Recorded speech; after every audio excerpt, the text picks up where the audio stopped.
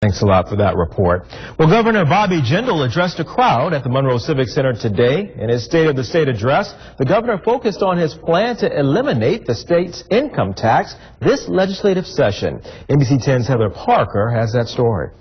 But the people of Louisiana deserve better. And that's why we're fighting to change the system and put the people of Louisiana in control of their tax dollars, not powerful special interest groups.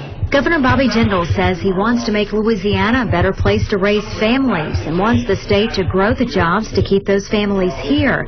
That's why he says eliminating the state's income tax will be his top priority this upcoming legislative session. Our state sales tax rate would still be lower than our neighboring states. We'll be 24th lowest in the country. We'd be lower than Mississippi, Arkansas, and Texas from a state sales tax rate. And our people would have the added benefit. They'd have more money in their pockets to go shopping.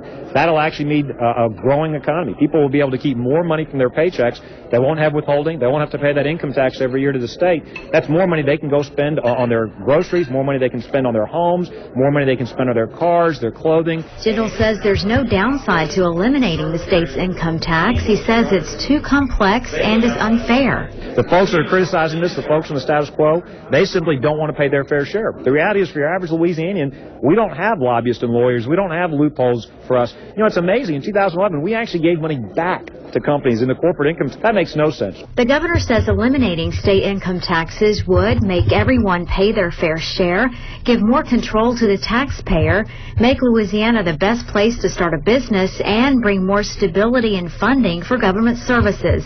Jindal adds that food, prescription drugs, and utilities would be protected from increased sales taxes.